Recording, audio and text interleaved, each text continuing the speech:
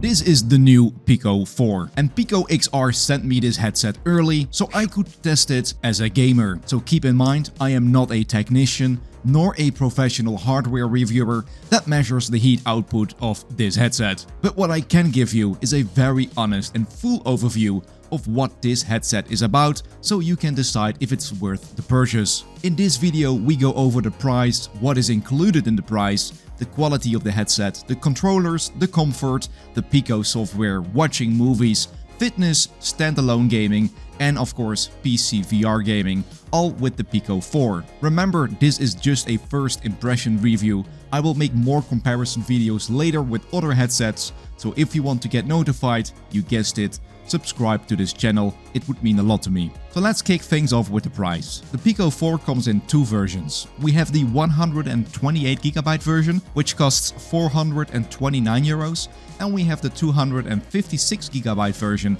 which is 499 euros. Now, if you are someone that just uses the headset for PCVR gaming, then go and stick with the 128GB version. If you like to download standalone games and watch movies and download those, get the bigger one. Now, besides storage, you get the exact same things in the box. So let's take a look what's inside. Like I said in my unboxing video, the first thing you notice is that compared to other headsets, this one is very small, and once you pick it up, damn does it feel light. It even feels that light that it somehow feels cheap, but of course that is not the case with all the tech inside this headset. And before we dive to all the features on the headset, let me just put it on, because that is most likely the first thing that you would like to do yourself when you take this one out of the box. And I can tell you, I am not exaggerating, my neck was blessing me. It comes with a strap so you can fit and adjust it nicely in the back, and by just having it on my head, I could already tell you that playing VR games like this for 2 or 3 hours would not be much of a problem, especially in games where you have to look around a lot. It will not be much of a strain on the neck. Now let's take a look at just the headset itself before we go any further. The Pico 4 has 4 tracking cameras and in the middle a 16-megapixel RGB camera for full color pass-through. This is super nice, as I can now finally, without taking off my headset, take a quick peek at my phone or my screen. It is clear enough to read text and send a small message, but as the headset is so light and easy to put off, I am not sure how much I will use that. But hey, getting a drink is quite handy without taking it off. But keep in mind, the camera is 2D and not 3D, so it's hard to see depth. Now let's take a look at the face cover. The one that comes with it feels soft and you can easily detach it from the headset, as only magnets hold it together. So you can very easily switch it for another one, for a softer one for watching movies for example, and one for doing workouts. So I can see quite a lot of these covers coming on the market, and there is also a nose cushion that you can attach in the middle, this so you can block all the light from coming in. With the adjustable strap in the back which comes attached to it, I haven't felt the weight of the headset pressuring against my forehead, but that's probably also due to the fact that it just feels very light. And with this wheel in the back you can adjust the fitting on your head to your liking. Now in the head strap itself is the battery, and the battery lasts for pretty long. I haven't watched Top Gun, so I fully charged it and watched a full movie in VR, which was no problem. And watching movies is something I wouldn't do with any other headset in the market, as again it just feels heavy, but this one is different. I could really see myself watching a movie in this VR headset more often. To fully charge the headset from 0 to 100 took me about 2 hours. Now, there is no way, or at least I haven't seen one, to detach the strap from the headset. So let's say if the battery for some reason dies or does not function, you would have to return it and get a new one.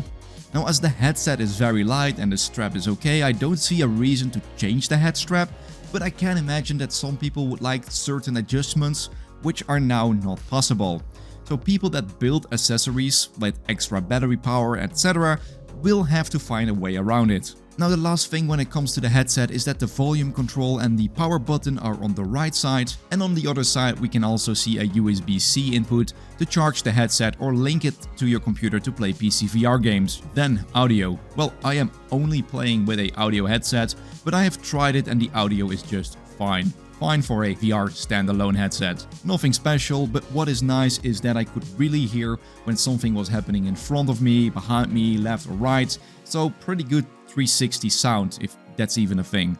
So perfect for multiplayer shooters to know where your enemy is coming from. And you are correct, it does not have a 3.5mm jack, but you can use a jack to Type-C adapter or Bluetooth to connect to your headphones. Now let's grab the controllers. First thing you notice is that the tracking rings are on the top, going from the front to the back. With this design you can therefore hold the controller very close to each other, super handy for example using bow and arrow. The controllers feel perfect in my hands, but if you have very big hands they might feel a bit small, but for most of us I think this will be a great fit. It has a joystick, the standard X, Y, B, A buttons and 2 side buttons.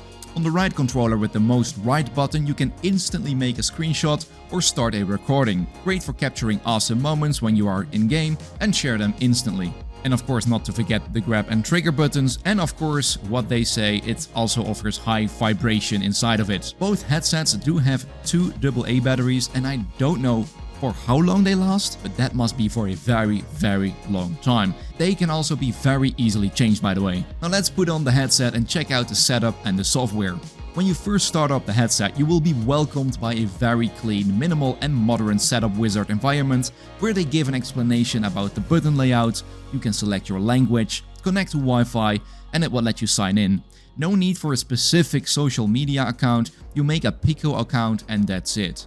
And last but not least, you can set up your IPD, and what I really like about this is that it has a motorized IPD adjuster that goes from 62 all the way to 72mm.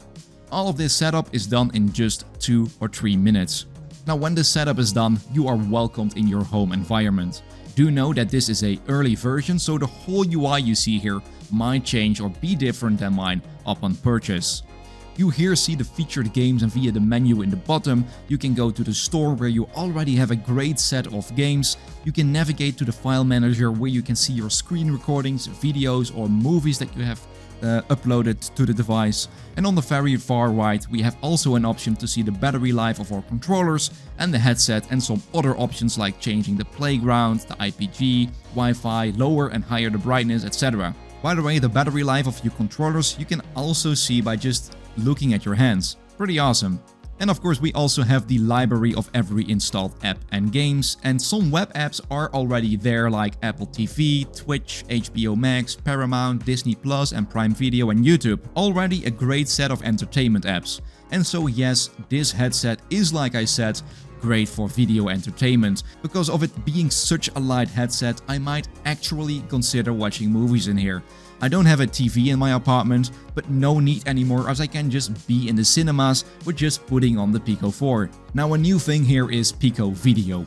Pico's own library of VR concerts, 6 Dove interactive films, live concerts, Pico VR Theater and much more that they are saying they will keep updating with content. When watching you can switch from 4K to 8K and easily switch subtitles, but okay, watching movies is cool, gaming is cooler. But before we jump to that, let's set up our play space. With the Pico 4 you can choose for a default playground or a custom playground, standing or sitting, and once that is set up we can go to the standalone gaming library. Like I said, the library already offers a great amount of standalone games like Super Hot VR, After the Fall, The Walking Dead, Saints and Sinners, Blade and Sorcery, and in the store you can also of course see the description, the comments, the reviews and additional details. I expect all the games that are coming out on other headsets most likely coming out on the Pico 4 unless there are exclusives of course.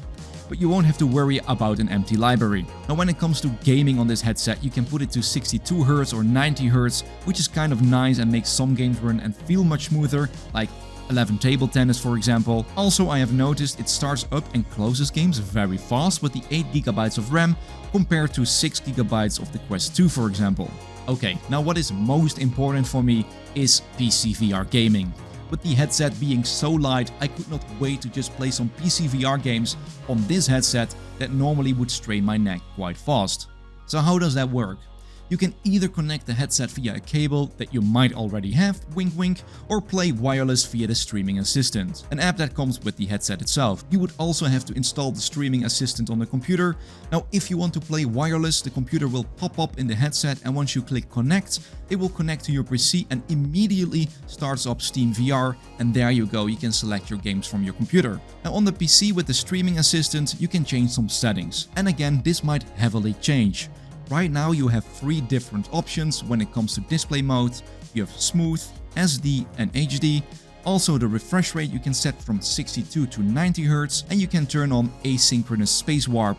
That means when the data transmission frame is lost due to network problems, the next frame is predicted according to the previous frame. In the future I would like to see some kind of render scale so I can play with it, but you can also of course do that in Steamvr as well.